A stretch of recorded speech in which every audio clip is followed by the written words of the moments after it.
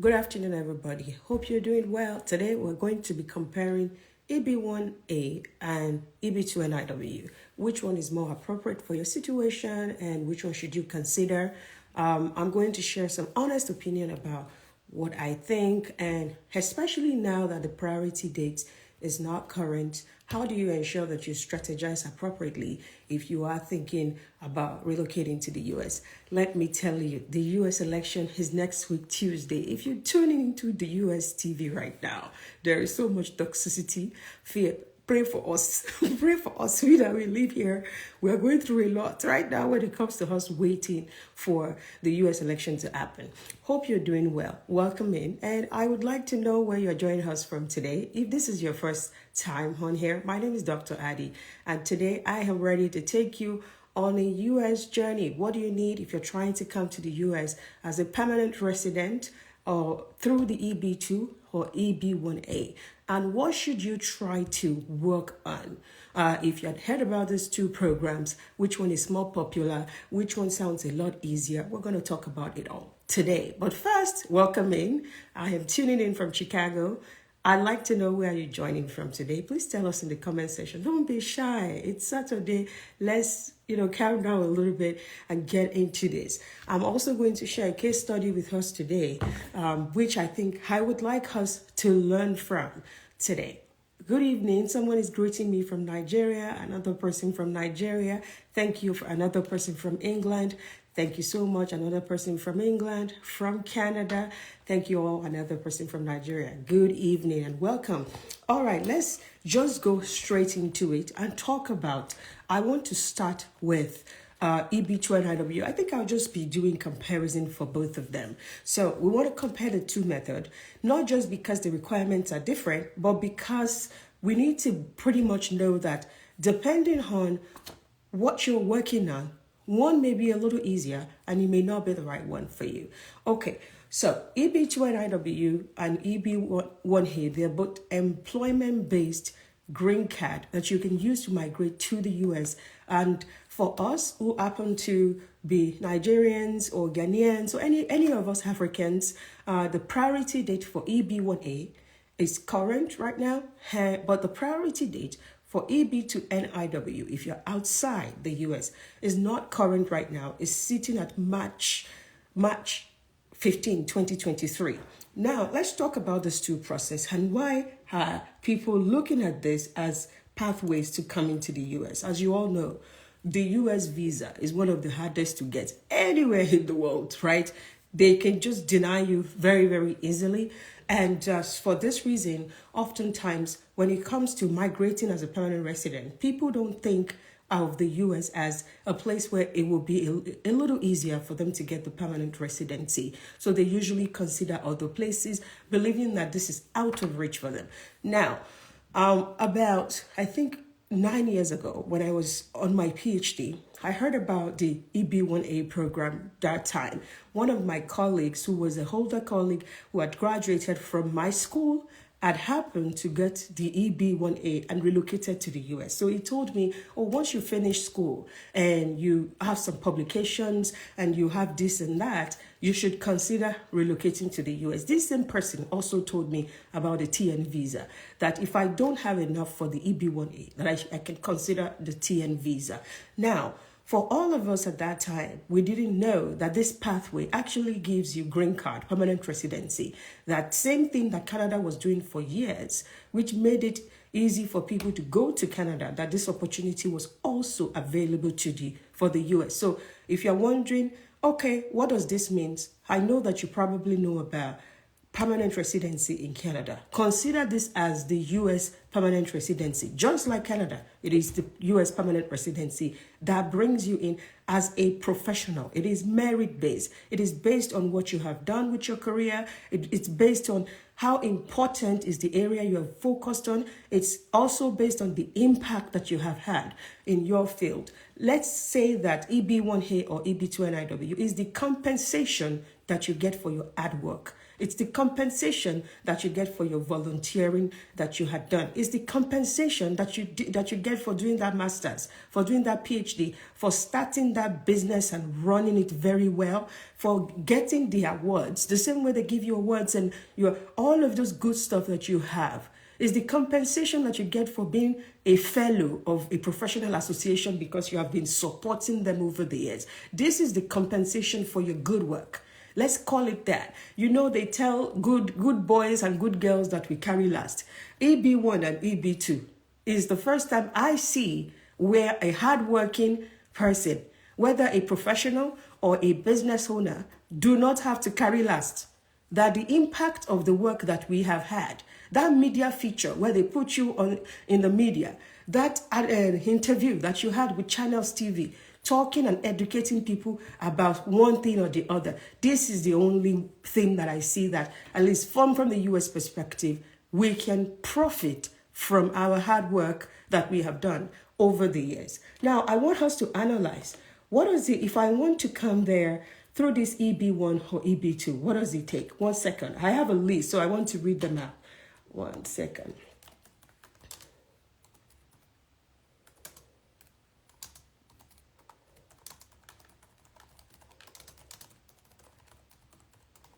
All right, so let's start with EB. My sister Bims, how are you? Thank you for joining.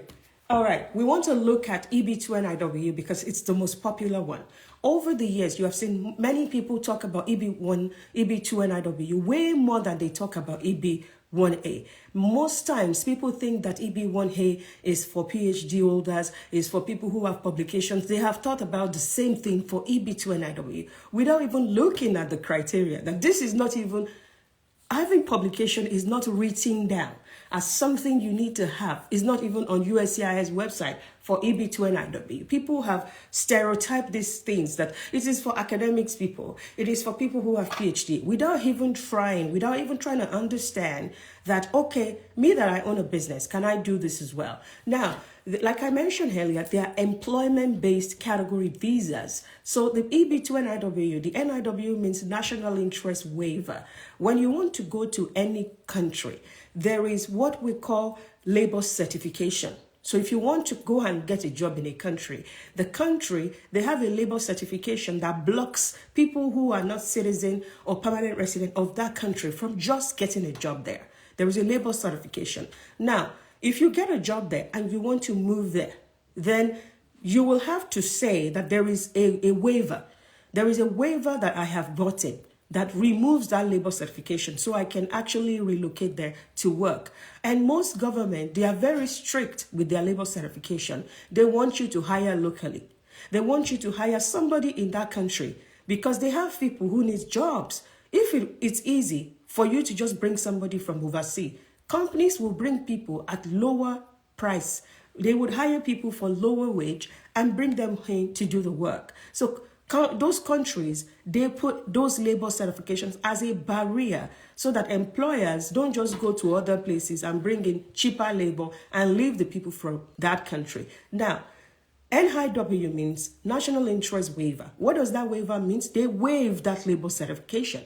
So you can come in and work. You can come in and start a business. You can come in and consult because the labor certification has been waived because the work you're doing is in the nation's interest. The work you're doing is important to that country. The work you are doing is something that that country is interested in today. So that is for EB2. It is second preference, but the national interest means the work that you are doing is very critical to that country. It will help that country. That country needs that expertise right now. The waiver in the back means they are waiving the labor certification. So that is where we got the employment-based preference through national interest waiver that is abbreviated as EB2NIW for. Remember, like I said, labor certification, they waive it. That is the W. National interest, anything you want to put forward, you have to ask, what I am trying to say I want to come and do I think America needs it? Is there a way to justify to America that United States, I'm justifying to you that what I want to come and do is absolutely important to your country. It's of national interest to you. Look, your government just said that on the TV 2 weeks ago. Look, there is an executive order by Joe Biden that was issued 2 years ago to say that you guys needed it. Look, there is a professional association or a national association that is working on a research in this field. Look, companies are investing billions of dollars in this area. I have 3 evidence of investment in Ohio, in Michigan, in different places. So you have to show the American government that whatever I am saying that I want to come and do is indeed of national interest to your company, to your country. Why am I explaining this? Because people usually ask when we do this type of life, I'm a medical doctor. Is that something I can use? It's not about your profession. No, it's about the fact that within what you're doing, can we say you want to come and solve this particular problem? Oh, you have built a app. The app is going to monitor, fraud over as payments are made. You are a maybe compliance specialist. And then we are saying that, oh, I've built an app. This app is going to help with monitoring international payments. But when e-commerce businesses are collecting money, if they install my app and use my app, there won't be any fraud. There won't be any issue. You know, you don't even have to be a compliance person to do that. So I'm explaining this, that it's not about I'm a doctor. It's not about I'm a pharmacist. It's not about I'm a business owner. It's about what is it that you're bringing? What is your proposed endeavor? What are you proposing to come and do? And it doesn't have to be that technical like I just explained. It could be, oh, my own proposed endeavor is I want to focus on cultural exchange. Right now, there is a lot of focus on African culture. Oh, I am the person that is the one of the biggest PR agency in Nigeria. I can do African influencer marketing for a lot of American companies to give them visibility to Nigeria, Nigerian culture and our economy, and our people will buy your product. Whatever it is. So that could be somebody in marketing saying, I want to come to America, and why is this important? For cultural exchange. America is a country that is focusing on diversity and inclusion.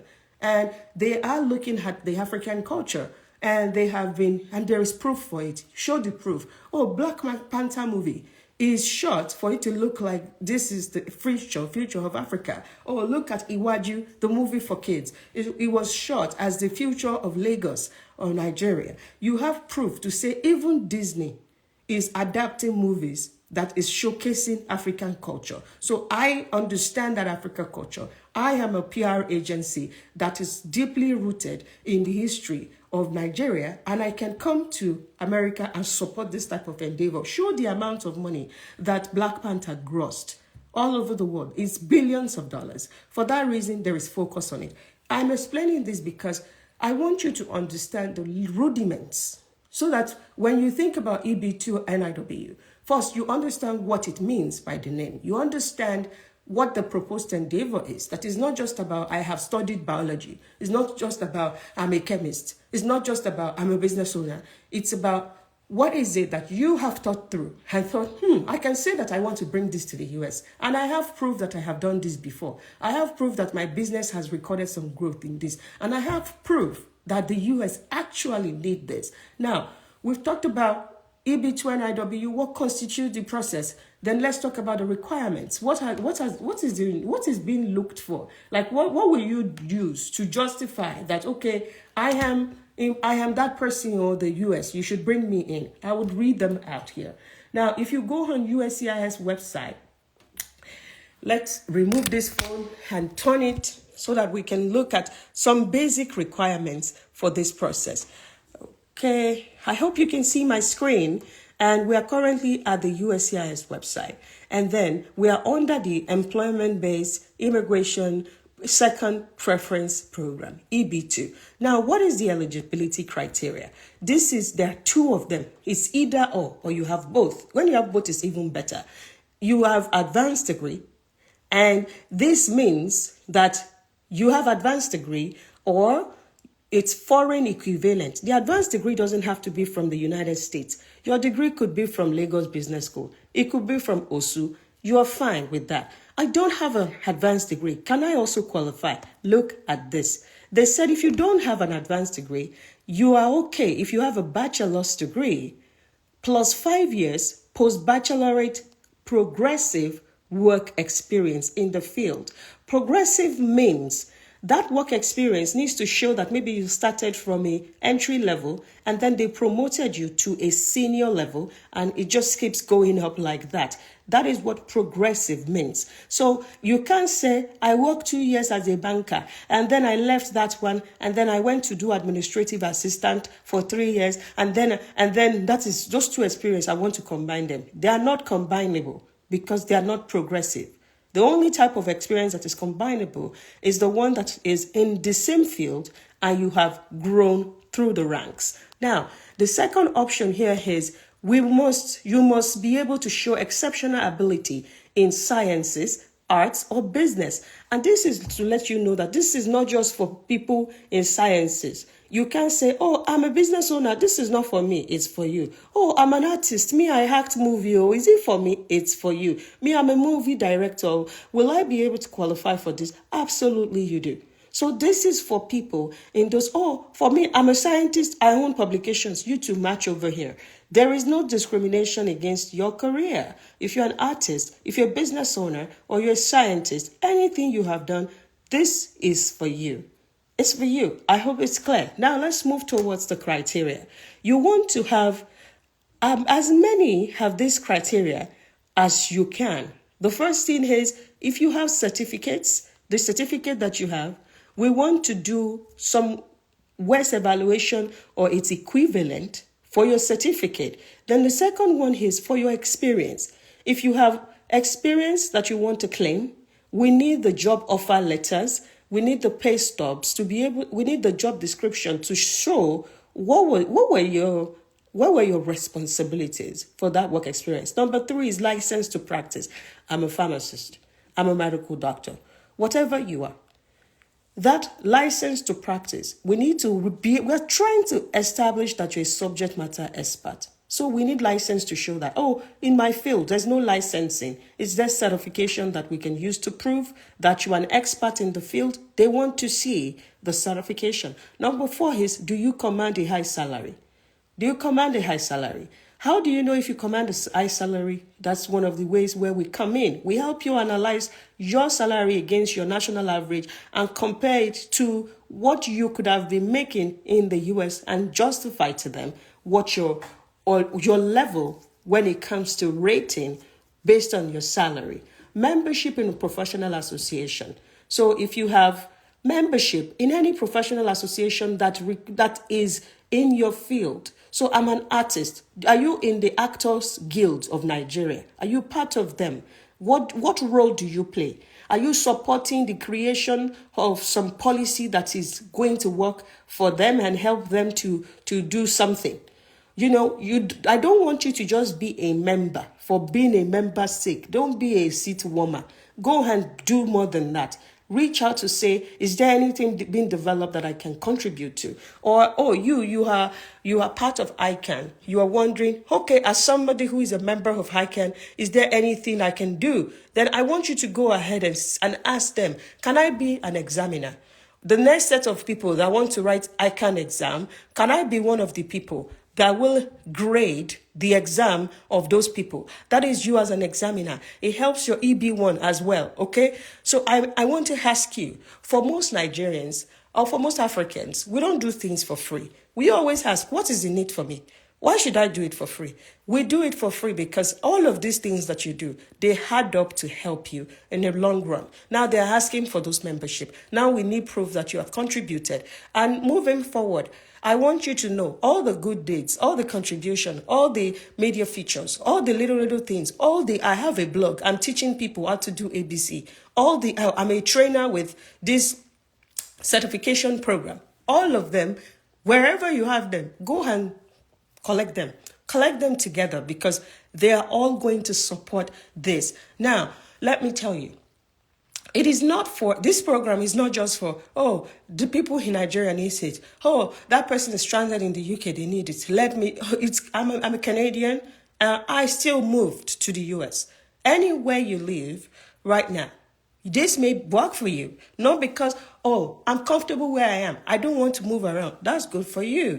I say this with my full chest as a Canadian. The economy right now in Canada is also tough. It's also tough. The whole place is jam-packed. The amount they are paying people is too small. The US has been paying double of those salaries for years. Since when I was in university, when we used to come to the US for job fairs. Canada will be calling 75,000 for a job that's normal in America. When we come to job fair, they're calling 150K. They're calling 210K. You are wondering, is that not 3 times of what that company wants to offer in Canada? I'm explaining this because all countries are not created equal. And we, as Africans, we didn't come here to come and settle. Oh, I'm already in the UK. I'm just listening in. Welcoming. Today you will collect. You and your UK. You are listening in from Canada. Talk to yourself. For real. Be honest with yourself. Are you in the best economy? For real. No lie to yourself. Oh. Don't lie to yourself. Not to talk of the people who are back home. You gotta leave. And I'm explaining this. Oh, do you want to saturate the US? Everybody will not qualify. So there is usually need for evidence improvement. You may not qualify in the beginning, but is there a way to improve the evidence? Is there something that we can tell you, go and do these 5 things, and you will do it for the next 6 months, and then you'll be ready for the process? Why? Because you deserve the best. None of us deserve to just have second class and be arguing that we are okay with it. No, we didn't come here to come and be second class citizens. We didn't come here to come and manage at all. We came here to come and be the best we can be. We came here to come and flourish. We came here to come and lead. That is our mission. At least that is my mission. And I hope that is your mission too. That we don't have a lot of years to spend on the planet Earth. The little time we are here, we will dominate. The little time we are here, we will win. The little time we are here, we will live every day like it's the last that we're going to live. The little time that you have, you and I. How do you intend to use it? I'm digressing. Why? Because as we're watching, I know that some people, instead of taking notes now, they're just listening and they're not taking it serious. And every day we are helping people. We're changing people's lives. We are getting approval for people. They are coming here. We are helping them to buy business. We are helping them to start their career. We are helping these people to flourish. And you have known me longer. You have been following this page longer, but you have refused to take any action despite following this page longer. This is another November. Some people, when I get on a call with me, they'll tell me, Dr. Adi, I've been following you since 2017. Man, those were my first followers when my story broke out. I've been following you since then. I've been listening, have never taken action. I have 75 people on a call right now. And I want you to think about these things. Where I am, what I do. Is this the best I can be? Is this the best I can do? Is this my best shot at life? Is it? Is this the best I can do? If this is not your best shot at life, then it's time to do something. Then it's time to say, what is the best that I can do? Can I go and fight for that? Can I go and do that? Can I even try?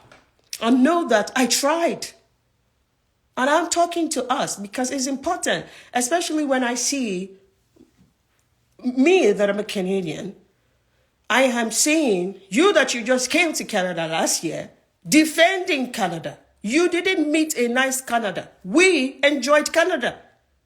We still left. The Canada you met, that you came 2 years ago, that's not the best of Canada. I went there in 2012. 2012. We had the best of Canada. 2012. When white people see us, they want to help us. They invite us to their house. They cook for us. They're smiling at us. They want to give us all the opportunities. 2012. You just came 2 years ago and you think that's heaven? What is left is not heaven. It's not actually good right now. And I'm explaining this because everybody's set ring light. Everybody's set ring light. I start to say, how to what? You just got here. You made the crumbs. And I'm saying it because, the people who have enjoyed the place, they are leaving the place because they know that it's no longer good. Same thing with the UK. You came 3 years ago. Now you saw how hard it is. It wasn't that hard before.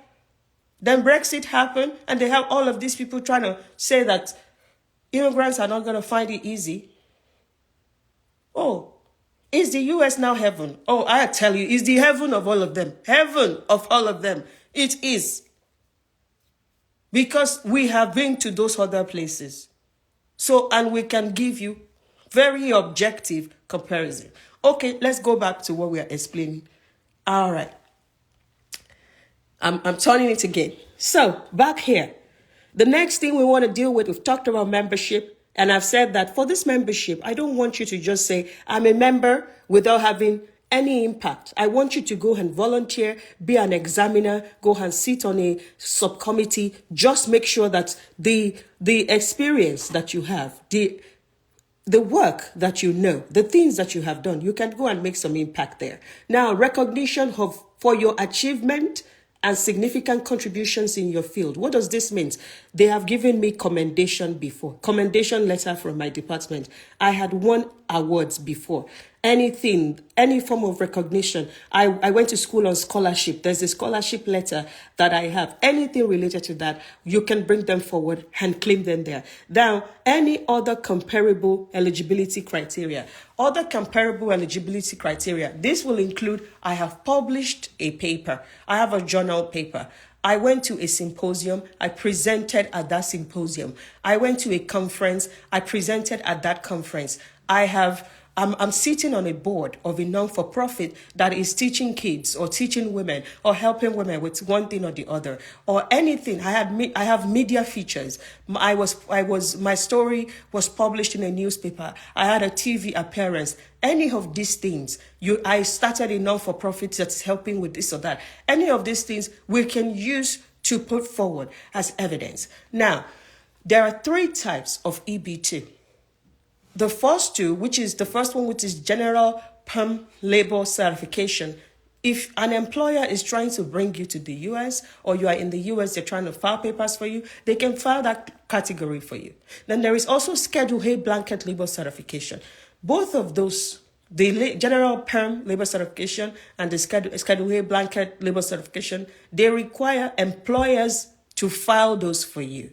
Now, we are looking for the ones that doesn't have any employer, that you can file yourself. And that is why the one we focus on is the national interest waiver. So if you've been hearing EB2, but one time you still hear EB2NIW. Somebody asked me in a session this morning, one person who came for consultation, Doctor, what's the difference between EB2 and EB2NIW? Is it the same thing? EB2 has 3 types under it. NIW is one of the type. NIW is the one we focus on because you don't need an employer to sponsor you. The remaining 2, you need an employer to sponsor you, so people don't want to do that one because they are tied to the employer for a while. Then the one that doesn't need an employer to sponsor you, now let's go to that one. So these are the 3 types of EB2. Then the one we are focusing on is this third one, which is the national interest waiver. Now, you can see what I mean here. You can see it here. That one, they do not need an employer to sponsor them. Now, it says that USCIS considers 3 factors below. Where are those 3 factors? Right there. If you want to apply for the EB2NIW program, these are the 3 factors that you must meet. If you are able to meet, are the 3 factors that we turn into a whole petition that we argue. We argue for you that the proposed endeavor has substantial merit and national importance. We are not saying your career has substantial merit and national importance. We are saying that particular thing you want to come and do, that proposed endeavor that you say, this is what I want to come and solve for America, that is what we are checking. Does it have substantial merit? Does it have national importance? Number 2, you are well positioned to actually advance that proposed endeavor, which means you are a subject matter expert. How do we justify that you're a subject matter expert? Remember those things we asked you to bring, all of these things? This is what we use to justify that you are a subject matter expert. We use these things here to justify number two. Number two, that's what we use to justify it. So the more of those areas you have, the better and more robust the justification is. Now, number three here, which is on balance, it would be beneficial to the United States to waive the requirements of a job offer, thus the labor certification. We are telling the United States that, look, this person, the work they want to come and do is urgent. The work they want to come and do is critical. The work they want to come and do in this country is absolutely needed. You have to open the door and you have to open it quick because their work is important. Waive that labor certification. Remember, I explained labor certification that they use to keep people out so that employers can only hire within their country. We are telling them and say, waive it because this person is not going to be a competitor. Or the issue on ground is so hard that we need all hands on deck and this person can contribute to that. So I'm explaining this because 1 and 2, very critical. But number 3, the issue that we said that you want to come and solve, how critical is it? How urgent is it? Is it something that, okay, it is an issue that is being talked about by the government as this is an area that we are lacking. Imagine if you are in infrastructure, you're an architect, and you are thinking, what should be my proposed endeavor? Your proposed endeavor can't be, I'm an architect. No, your proposed endeavor should be something that an architect can do for the US, that the US needs today. Now, remember that because of global warming, we have hurricane. Hurricane Helen just happened recently, and Hurricane Maria happened. And all of these hurricanes, they give them different names. They destroy billions of dollars in assets. They destroy and kill people. Now, you, as an architect, you're saying, I understand how to design for defense. Of hurricane. Like I can design houses that will tolerate hurricane and not be blown up or are not going to fall or they're not going to collapse during hurricane. I understand how to design for that. And I have designs that I have created that can withstand hurricane. My design will withstand hurricane. You run simulation. You can show a simulation that, look, I have this design that I have curated and I want to bring it to the US construction companies to explore my design because my design can withstand hurricane. Hi, they will open that door. They will fling it. America will fling that door open. You say you can design for hurricane. You said that you have proof. There is simulation. You can provide simulation that these your designs. If this is how we are building our house moving forward, we can have houses that withstand hurricane. Are you not saying that the US should not fling the door open? They will fling the door open.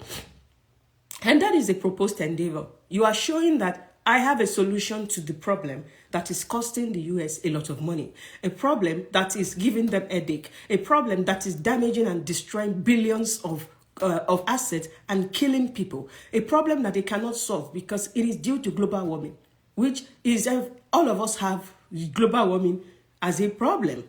It is just affecting every country differently. In Africa, it may be causing drought. In the US, it's causing hurricane. And in both places, it's causing damages. But here, it's causing damages that are instant. Houses are flying out. There is water everywhere. There is great flood that is killing people. And every year, this hurricane continue to pose a threat, a risk, and continue to cost the US billions of dollars. Now, you, as an architect, saying you can solve that problem, it makes it, and then we can provide proof that you can truly solve that problem. You have those designs. What should you do with those designs? You will patent it.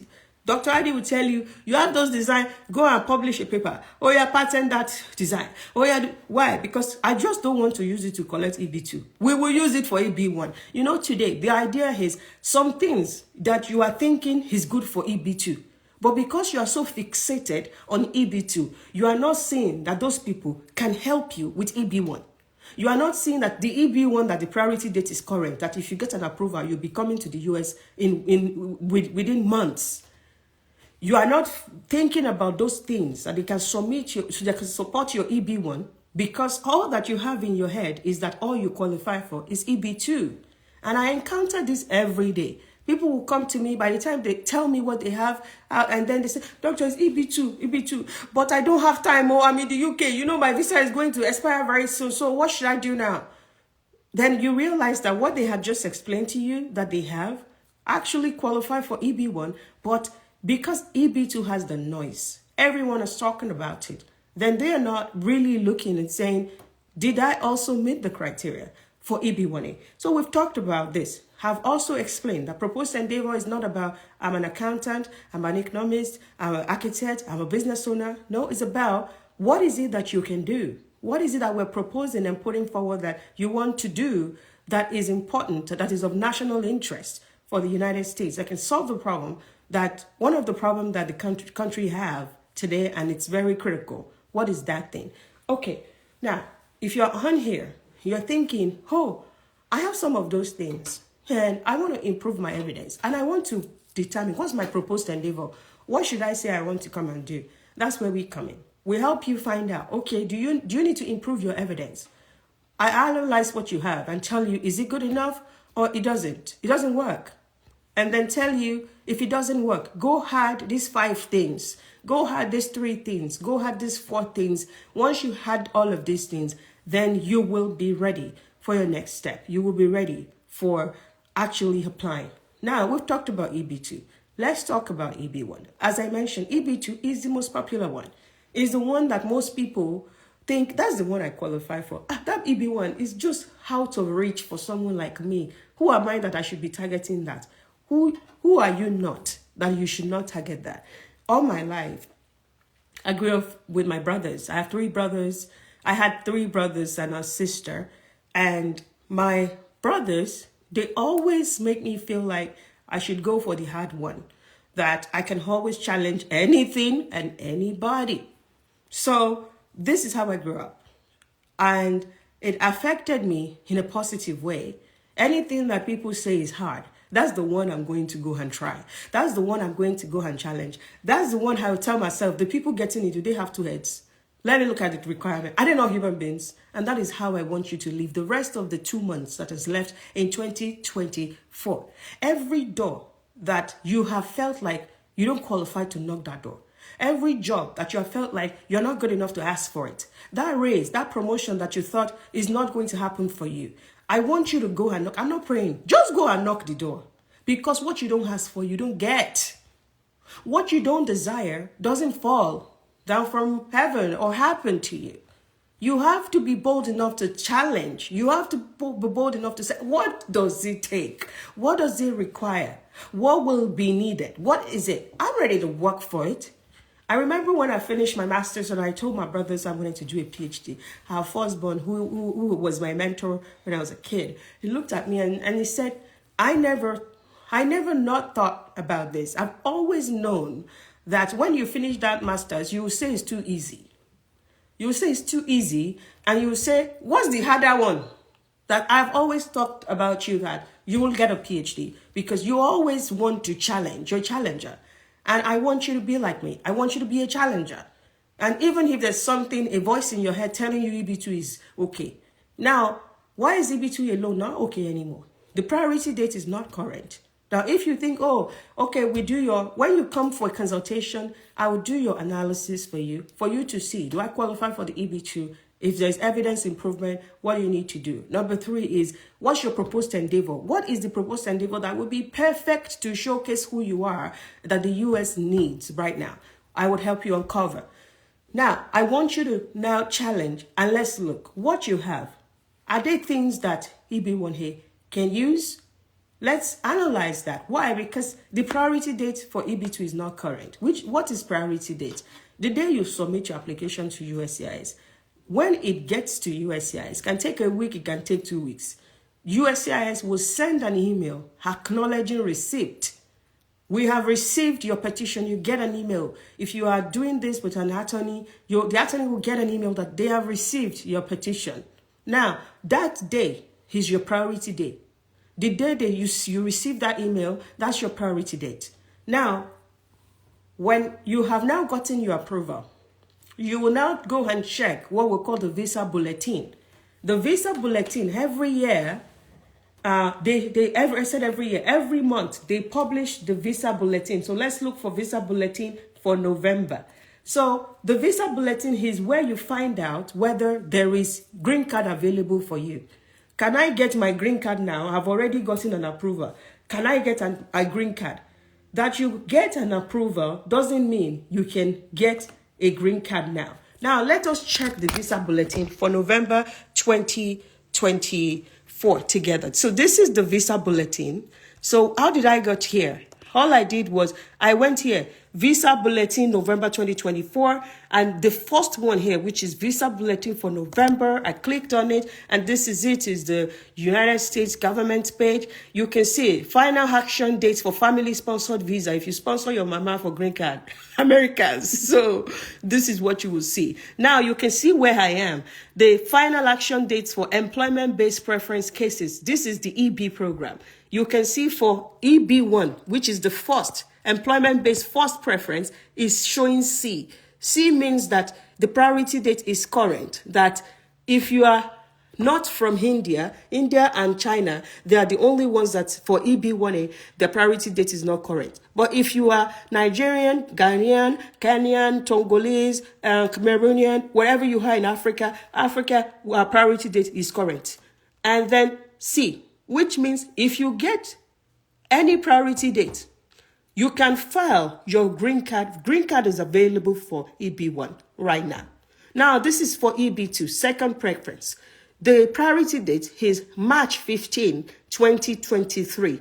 What does that March 15, 2023? Now, if you are in the US, we're not going to use this A sheet. We're going to use B sheet for you if you're in the US. I'm in the US as a student and I want to apply. What is my own option? For them, for their EB2, their own date is this. What does this mean? It means that they can file employment authorization. If your priority date is below August 1st, 2023, you can file your employment authorization. So for people who are in the country, you are already in the US, maybe as a student or something like that, if your priority date is before August 1st, 2023, you can file your employment authorization now. So at least you can have employment authorization that you are holding in your hand. But if you are in the UK, you are in Dubai, you are in Malaysia, you are in Nigeria, you are anywhere else, you're not in the US, we're going to follow the first one with the A, and you can see there. When did the priority date become March 1st, 2023? It's been like 4 or 5 months. It's been a while. This priority date has not moved. So it's not moving fast. So, and they are moving it by 2 months. That's what they've been doing. So if they want to change it now, they will move it. We were expecting that they would change it when the new fiscal year started, October 1st. It didn't move. November now, it has not moved. So it didn't move for the last 5 months. They didn't move that priority date. It usually moved by 2 months, but it didn't move. So if it has been like this, you should have, if you're trying to say, if I get an approval, when can I apply for my green card for EB2? I think you should budget 2 years. 2 years. Why is this important? If you're in the UK and your visa is 2 years, your post-study work visa is 2 years, and you have an approval for EB2, you will have to move back to Nigeria if you don't get sponsorship job in the UK. Because that priority date is not going to be current before your work visa is going to expire in the UK. Now, let me tell you about one of our clients. We don't really share approval on this page. We just do our work. Then we had a case that I shared the approval. We shared it yesterday because this was a UK client. This UK client had gotten an EB2NIW approval. The priority date was last year, November, I think December 6th was his priority date. He had an EB2NIW approval. And then he didn't know that the priority date was incurrent. And then he found out that the priority date was incurrent and came to us. How did he find out? It came to me that I have an approval, Dr. Adio. I did it by myself or something. No, I did it with a law firm somewhere. And then I had this approval. But I'm moving to the US soon. Come and help me with my career. And that's why he came to have the meeting with me. What career should I do when I get to the US? Then he wanted to explain his EB2 to me. And then I said, oh, is your priority date current? He said, what is priority date? I said, you don't know what priority date is. I explained to him. Then that is when he now found out that his December 6, 2023 priority date is still not current. That means that he can't relocate to the US. And his visa was going to expire this coming January. So immediately he broke down. I don't want to move back to Nigeria. I've not gotten sponsorship job. Does that mean that I only have 6 months to get something else? Else, I'll move back home. I don't want to move back home. Then the only option he had, I looked through his credential, I did an analysis for him there. So immediately he found, I said, just forget the job because I was preparing to go to the US.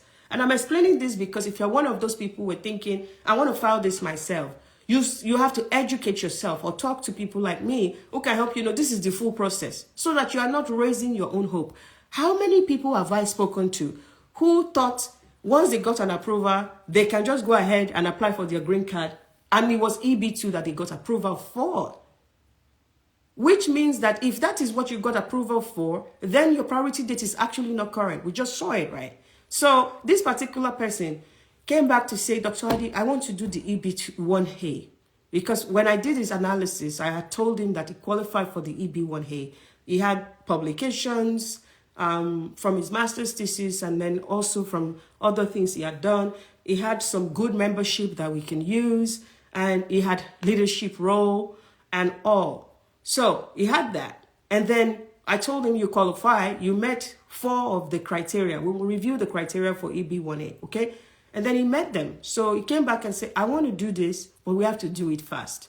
We did it. We put it in. He got an approval last week Friday.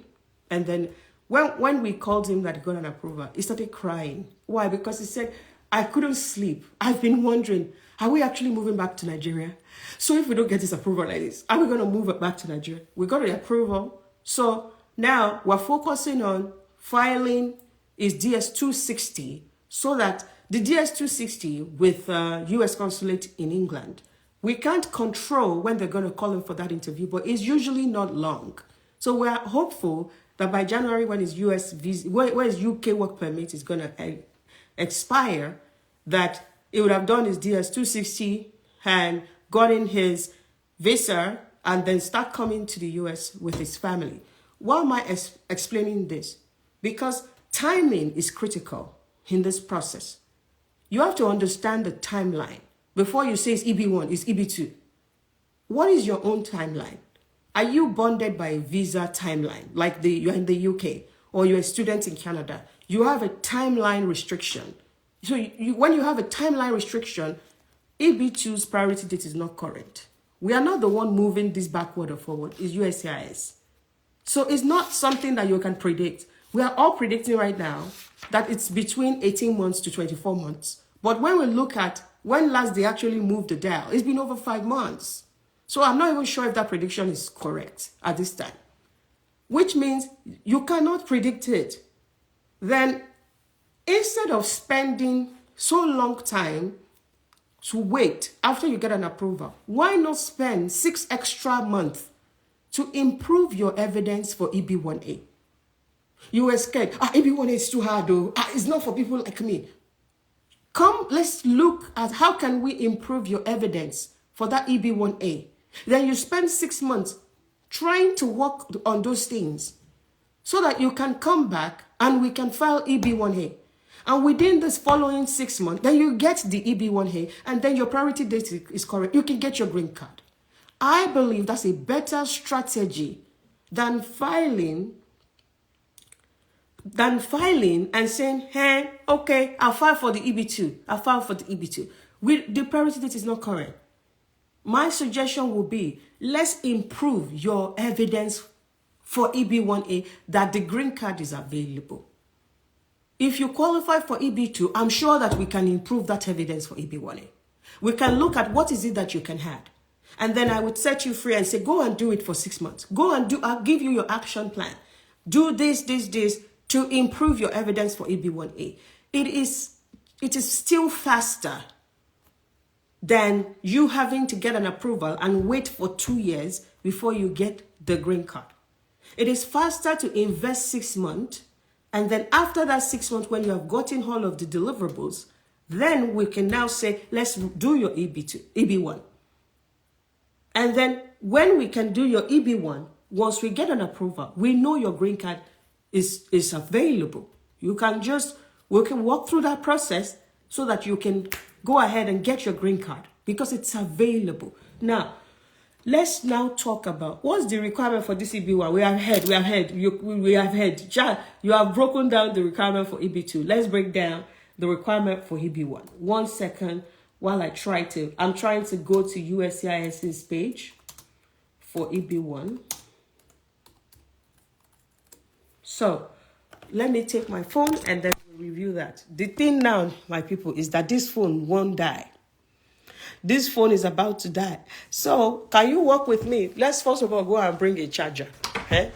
So that this thing just does not die in the middle of explanation. Just a second. I'm just walking around the house so I can go pick up the charger. And then we will go and start. Hey, babe. Did you see my charger?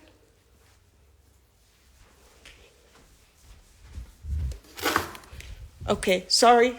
Please bear with me.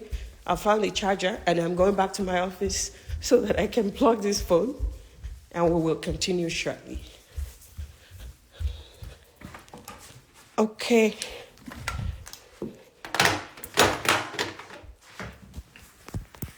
One second. Sorry for the break in transmission. We want to charge this phone so that we don't have a situation of the phone dying. Okay. All right. Welcome back. We are currently now back on USCIS's website looking at the EB1. EB1 has 3 categories, 3 types. The one we are focusing on is the extraordinary ability one.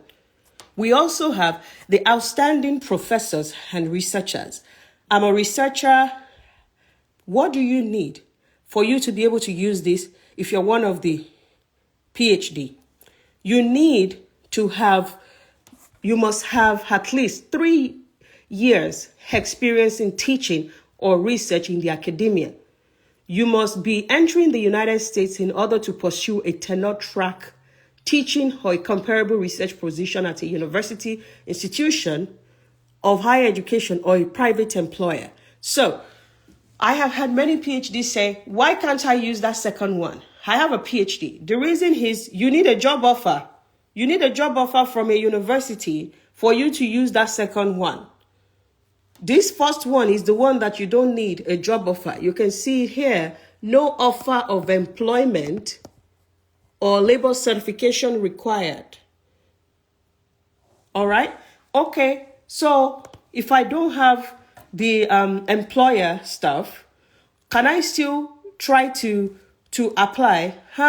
Because of this clause, the private employer must show documented accomplishment and that it employs at least 3 full-time researchers. So even if they said this and that, you have to enter, there is a clause there that you are actually coming here to be a professor. It's not everybody that has PhD that wants to be a professor. Even if they say no offer of employment near, no labor certification required. But the thing is, they said you need to come here to be a professor. Some of us, we are telling our fellow PhDs, you don't need to be a professor. You can go and work in the industry and make more money and have stability. You are not waiting to be tenured. You are scared whether they'll fire you. There's nothing like that in full-time employment. You will at least have rest of mind and be paid well, right? So oftentimes people are coming here who have PhDs. They also are thinking, can I get out of academia? Number 3 is, I've been working for a multinational. Certain multinational manager or executive. I'm a VP. I'm a senior director in multinational. They also can apply under this 3rd category. Now, the one we are focusing on is the extraordinary ability. Remember that EB2 is exceptional ability. This EB1 is extraordinary ability. USA, there is nobody that gasses you up like American immigration. They tell you you're extraordinary. You just, am I extraordinary? Hey! Why? Because Africans, they always make us feel like we're not good enough. Our parents told us we should be humble. They tell us we should be humble. Everybody grew up differently. I grew up in a home where my mother told me every day that I was a princess. But most Africans didn't grow up like that. They grew up every day being told that they should keep their head down. They should keep their head down. So if USCIS is telling you you're extraordinary, fear can't they catch you. Hey, I'm not extraordinary. I don't think there's anything extraordinary about you. There is. I believe there is something extraordinary about you. You published those papers. You started that business. You grew that online business to start to make money. You, my friend, registered that company. You, my friend, went to school. You got 2 degrees. You, my friend, you are a fellow of HICAN. You, my friend, you were able to leave Nigeria and move to the UK. You, my friend, in that Nigeria where they say there's no money, you are working for Shell. You, my friend, you have never worked for anybody, but you have always worked for yourself and you have been prospering, selling that furniture. You are extraordinary. And why do I believe that you are extraordinary? Because USCIS believes. Me and USCIS, we agree that you are extraordinary. It just remains you. It's only you that is left that is not believing in yourself. Because everybody else, including the government of America, is ready to claim your extraordinariness for you. And I'm saying this because inside us, there's something ingrained there that is always telling you that you're not good enough. And it's making you run away from things like EB1A. So before we start this process, I want you to take a deep breath and accept that all the hard work that you have put into your life is what makes you extraordinary. Look at your journey and appreciate it instead of critiquing it. All right, now let's look at the criteria. Criteria for demonstrating extraordinary ability.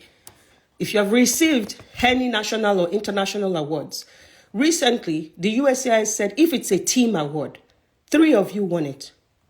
If you were, let's say, Funke Akindele's book by Battle on Booker Street, you were one of the people who were the PR agency that promoted that movie. And Battle on Booker Street was given an award. Can I claim that award? Yes, at this time you can, because USCIS new policy said you can.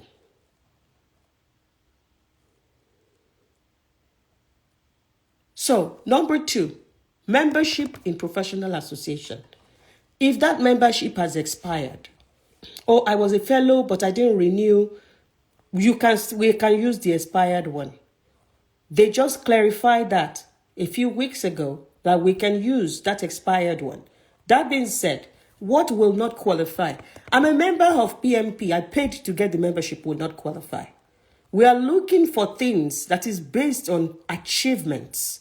It's not just I paid and they gave me membership. We are looking for things that requires rigorosity. The selection criteria is rigorous. I was writing a petition this week, and that was editing, and that person is a fellow of ICANN. I didn't know how rigorous ICANN was until I saw all the things the person has to have before they can give them fellowship. And I said, what's happen now? Waiting, this thing too hard. Me myself, I am now saying this thing too hard. But that person is a fellow of ICANN. We need to be able to show that the membership is not just entry level and just entry level, that it is a higher level. It's higher than the entry level. And that the requirement to get it is rigorous, is something selective. They only give it to the top of the line. Now, I've been a member of so association for years, but I'm still a floor member. Go and write them an email. What will it take to be a fellow? I have 10 years experience. Send them your CV. I just joined them, Dr. Adi, last year. Can I ask them if I can be a fellow? Some of them, there are some associations that to become a fellow, you could be nominated by another fellow of their organization. Some of them, you can be recommended by another association that you are a fellow in. Some of them, if you can present the achievements you have had in your field, they would be willing to scrutinize you for fellowship. Some of them, there will be 4 exams, that if you write these 4 exams and pass, and you can show that you have this type of achievements and this number of years of experience, they would give you fellowship. I'm explaining this because oftentimes people don't even check the requirements of the fellowship, and then they will just assume that I cannot get fellowship now. Who am I? Who are you not? And that is why when I wanted to start this conversation, I started with what you don't ask for, you can't get. I started with you are extraordinary. That the doors that you have not knocked since January, you should go and knock those doors because you are that good. Go and knock those doors. Go and ask. I've been a member. I'd like to understand what does it take to go to the next level? Or what does it take to go to the 3rd level? Fellow, go and ask those questions and see whether when they list out the criteria, whether it is something you can do. And that is why I said the first step is let's do evidence improvement. What do you have? What do you not have that we want you to go and pursue? Let's have it agreed to so that you can know exactly for the next 3 months, I want to go and pursue 1, 2, 3. Then when I have all of that, then I will come back, I'll be ready. Like I said, just being a floor member is usually not enough for EB1A. Floor member is enough for EB2. Floor member is not enough for EB1. Floor member, no, you have to be like at least a senior if it requires rigorosity. The most preferred is a fellow. It will meet the threshold without question. Let's move forward. Evidence 3, evidence of published material about you. Oh, they published me in the news when I was the best student in Oyo State. They published me. I went to this conference. I was the one that spoke about issues related to that. They showed me on TV, mentioned my name. I interviewed for 3 minutes. It would work. Any media feature that you've had, let's look at it and see whether it is sufficient and meets the threshold. Number 4 is evidence that you have been asked to judge the work of others, or either individually or on a panel. What will work for that? What will work for that? Number 1 is examiner. You are a member of a professional associations that offer certifications. Go and ask them, can I be an examiner? You want to start to support them to grade those people that are writing certifications. Go and join the examiner body within that professional association. Number 2, I have written 2 publications. I have 2 publications. The places where you wrote those publications and submitted it to, go and ask them that you want to be a part of their reviewing committee. Go and be a reviewer. I want to start. Don't just say, I have joined. You have to review. You have to review petitions. We need proof that we need you to submit one of the review that you've done. So go and join and be a reviewer. You have published papers, go and be a reviewer. Oh, for me, I'm in tech. Okay, there's an hackathon happening, right? Go and be a judge for those hackathons. Oh, okay, can I do that? Yes, write to them. I see that you're running an hackathon. I'd like to volunteer as a judge. This is my resume. I have 10 years experience in tech or telecommunications. This is what I do. I think I can help make some critiques. Oh, there is a accelerator program. They are scrutinizing people who will get the money. Go and join.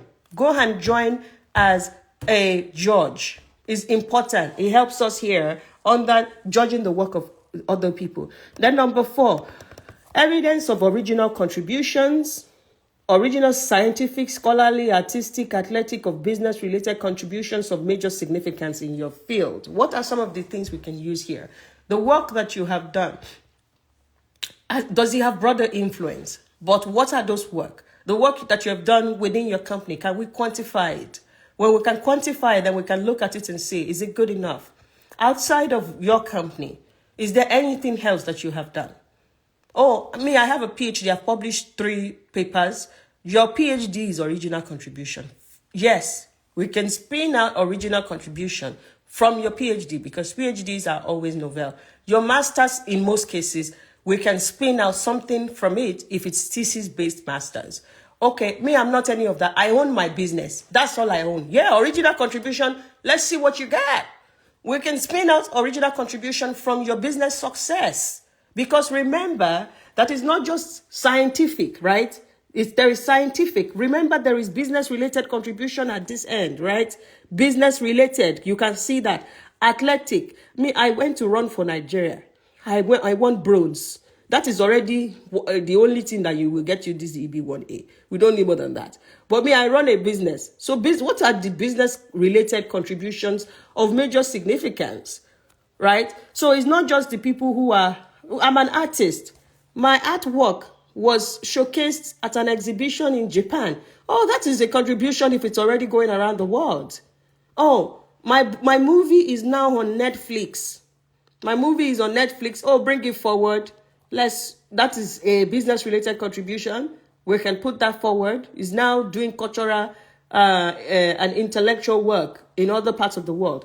All right, evidence of authorship. You have published any paper. You want to bring it forward. What do we need here? It's not just the paper that we need. We need that paper possibly to have been cited. We need it to have been cited by maybe at least 2 other papers. So if you have a paper now that is not cited, it is not ready. It is not ready. I want you to push for that work to be cited because it is absolutely going to help us show that that work has contributed to the body of knowledge because other people are now using your work to further their own work. We need proof for that. Now, evidence of your work being displayed at artistic exhibitions of showcase. I'm an artist. My work is being displayed at an artistic exhibition. That will work. Evidence of a leading role. Leading role, anything that has senior in front. Senior maintenance engineer. Senior director. Anything. Manager alone. Senior manager and up. Senior engineer, anything senior, but from a director level up, you're good. But if you are a manager, the preference is that there is some senior. Your own job, the own title has head of clinical, that will work. Absolutely would work. So the next one here is salary. Evidence that you command a high salary or significant remuneration. This criteria is also in EB2NIW. If you remember, it's one of the criteria there. If you command a high salary, how do we say that? I don't think my salary is high. I just make 10 million a year. What's your field? You may be in the top 5% when it comes to earning in your field. And you are already downplaying it by saying, I don't think I'm making enough money. So we want to check, how do you compare when it comes to us looking at your counterparts? This is where we are now. Then last one, evidence of your commercial success in performing arts. We want to look at that. Oh, I've been a part of big movies or anything like that. We'll put that here as well. Now, looking at these 10 criteria, what are the ones that we usually are able to say people meet easily? Not easily. Leadership role. Leadership or critical role. That one, there is usually... If you have done anything with your career, we can pull the impact out. Yeah. Secondly is original contributions.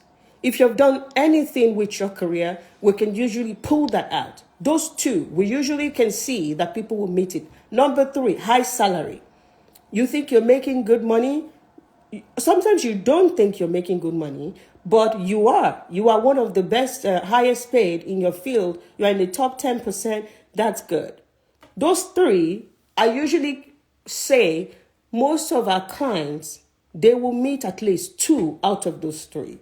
Now, I don't meet up to 3. I've listened to you. I don't think I'm up to 3. Then we need evidence improvement.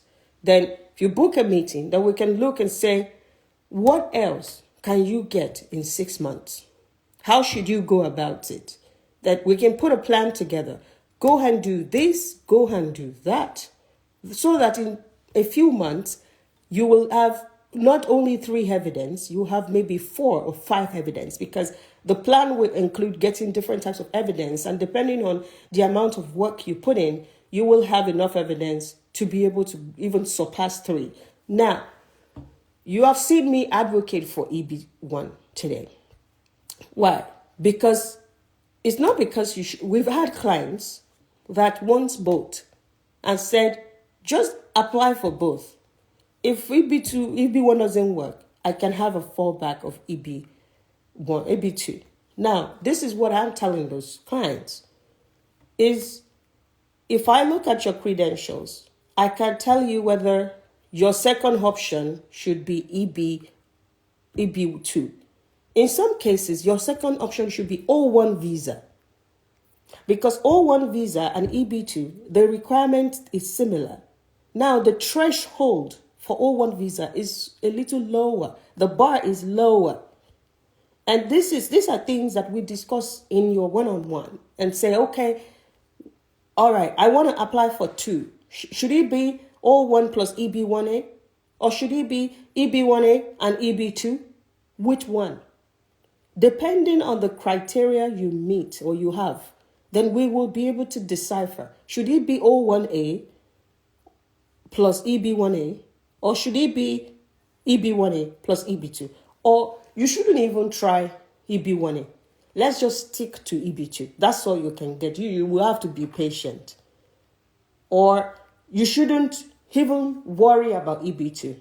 Your O1 is so good that it's flawless. Let's focus on that. It's important to know, what do you qualify for? Or how can you improve your evidence? Because right now, I will tell you, I've had at least 50 consultations with people, whether in the US, they did the education here, they have EB1A approval. No, they have EB2NIW approval, but their priority date is not current, and their OPT, that is similar to your work visa, your postgraduate work visa that you get in the UK. We call it OPT in the US. Their OPT is expiring soon, and the priority date is still not current. So they are all now trying to do EB1A, or they're saying, okay, should I go back to school and do part-time school? We call it day 1 CPT, right? That's what we call it. They're now thinking about that. I'm explaining this because just applying to things blindly is not an option. Know all your options and be able to look at what is it that works best for my situation by always thinking about what's my timeline. Because you're going to invest time, you're going to invest money, you're going to invest a lot to get to this evidence, whether for EB1A or EB2. They all require hard work. So if you are living in Nigeria and you don't have rush, I'm not rushing, I want to be here for the next 2 years, but I want to know that I'm going to move to the US soon. Then EB2 is fine if you are not in a rush. You want to still be here for 2 to 3 years. Then EB2 is fine. Oh, I need to leave. Since yesterday. I want to leave in 6 months. Then O1 or EB1. Do you have questions for me? If you're thinking at this time, okay, maybe I should book a session so that the session will help me with what is my action plan. Which of this process should I apply for? The session, is $250. What are you getting today? You're getting 20% off. We are doing a flash sale. The flash sale is for this weekend. The flash sale is 20% off all our programs. So if you're thinking, I think I should do an analysis to help me understand which of this process will work for me, then please grab it at 20% off. Now, I'm also going to, the people that pay for that for that session, if you are one of the first 5 people that pays, I will be able to meet with you. I would like to, let's say you pay today. I will meet with you tomorrow. I will open 2 slots tomorrow for you. I will also open Thursday. I don't work on Thursday. I'll open another 3 slots on Thursday. so that the first 5 people that paid, they will get to meet with me quickly, like tomorrow, and also Thursday we will do that. Why is that important? The US election is happening. Whoever wins the US election is going to be a new administration coming in. They're going to swear those people in January. Some of our clients right now, they're trying to apply now because they want to get their approval before the swearing in. Or they want to know what am I doing, right? Because I don't want to wait until there's a new president and then maybe they wake up and say, we want to change the process, and then it's no longer favorable to me. So I want to make sure that people actually start to prepare. You know what you're supposed to get, and you start to get them on time so that your process can be fast before the new administration will touch anything immigration. It's not. I don't believe they will do that first day, but they could, depending on who is there in January. So, but let's do your consultation so that you will know, what am I supposed to put together? Is it something I can put together fast so that I can know and start to move towards getting this done? The US is not heaven, but I would tell you, as of now, it's still the most favorable place for a black person to do well. For a black person to not feel like you can't achieve much. For an immigrant to not feel like you are completely restricted. And when you come into a country with permanent residency, you have way more options than someone who had come as a student, who had come to work. There is way too much restrictions. Even if where you are, they're treating me like queen. They're treating me like king, but I'm not there on permanent residency. Just so you will still not be able to do a lot of things. This place, you will move in with permanent residency, and it would be a game changer because you're not restricted. Okay. We have shared a lot of things today. We have shared about somebody who is asking in the question, in the comment, talk about EB2. We have spoken about EB2. If you have just come in, welcome in. We have discussed these requirements. And we have also done some comparison for the two. We've done that. Right. No issue applying for both. There is no issue. The US government is a money-making endeavor. If you like, apply for 20 together. Just pay them. They will collect all the applications. They will collect their money. And then they will evaluate all of them. So there is no issue applying for both. Or any, whether it is EB1A or O1 or EB1A and EB2NIW, there's no issue or anything. Can I get a green card and still stay in Ghana? No. A green card is supposed to be something that you want to use to migrate to the US and live there permanently. If your vision is, I want to stay in Ghana, then you don't need a green card. You don't. You can just get visitor's visa and be coming to greet us and go back. Right. Can having a global talent visa in the UK help the application? No, it does not. They're not the same country. The requirements are not similar. Maybe some of the requirements for global talent visa, if we look at it, can help. When we look at it, you already have those requirements, but the requirements for the two programs, they're not the same. I want to say to you that you are extraordinary. I want to say to you that you are exceptional. And don't take my word for it. USCIS said so. If you don't believe that you're these things, you can't be these things. Can someone who has never left Nigeria apply? It's not about leaving Nigeria before. It's about the impact of the work you've done. So it's not about, I have been traveling the world. No. The impact of your work. That is what matters. So you might not have left Nigeria before, but if your work has impact and we can quantify those impact, you are fine. Now, what differentiates EB1 and EB2 we've explained, but there's one thing I want to also mention. EB1 is about, you can't hear me anymore? Can you hear me now?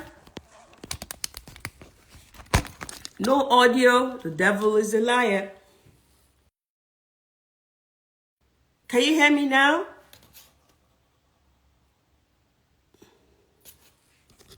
Can you hear me? Uh-oh. Go out. It's back. Okay, it's probably network. Thank you. We want to close out. Can you hear me? You can hear me now? Okay, thank you. We want to close out by these two things. EB2 is about your work having national interest. Your work is something that the US really needs. EB1 is about, oh, my work has impact. I have impact. I have done some work that is tangible. There is paper impact, documentation for my impact. I trained 1 million people. I have trained 20,000 people. There is proof that I trained those 20,000, and that I can get testimonials from some of those people that I have trained to show that my work has that impact. That has led to me getting an award.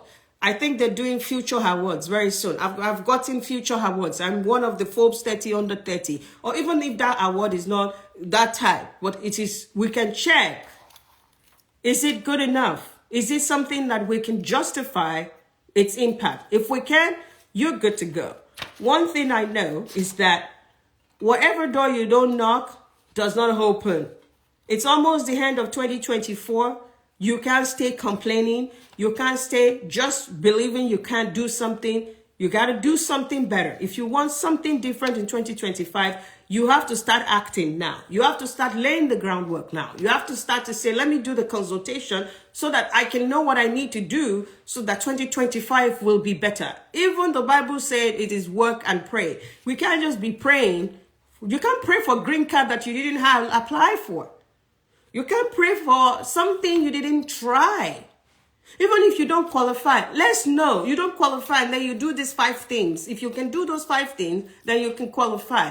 Even if you don't qualify, then we can find other option. Okay, if you don't qualify for the US, can you go to Canada? Can you go by school? Can you go? Let's look at other options, because that is what we are going to do. If you come in and I look at your credential and I see you don't qualify, we can't improve it. All right. Let's look at it. Can you go to another country? You can't sit and complain and complain and complain without acting. I am of the opinion of these things that I say. You got to make the move. You have to start something. As I said, if you would like to have the consultation so we know where we're going, book it at 20% off. We are doing flash sale this weekend. Go to our DM. There are people there. It's $250. Then they would give you 20% off. And the first 8 people that book, I can meet with some of them tomorrow. I'll meet with 2 to 3 people tomorrow morning, because I'm trying to meet with them because election is almost here. I will meet with another 2 to 3 on Thursday. Just make sure you're one of the people that secure your slot so that they can either put you in tomorrow or they put you in on Thursday. What about me? If I don't meet the 6 in cup, I will take you next week, Saturday. I'll take you you wait 1 week. I'll take you. All the people that come out of this session, I believe you take yourself serious. So I want to take you serious. And this energy of let's get it done. Let's do this. I don't want it to die. So we'll do those consultations very quickly. And thank you for joining today. If you know someone who's been complaining, who thinks they want to leave, who thinks I just want a better life in 2025, please send this video to them. Let them watch it. Share it in your story. We rise by lifting others.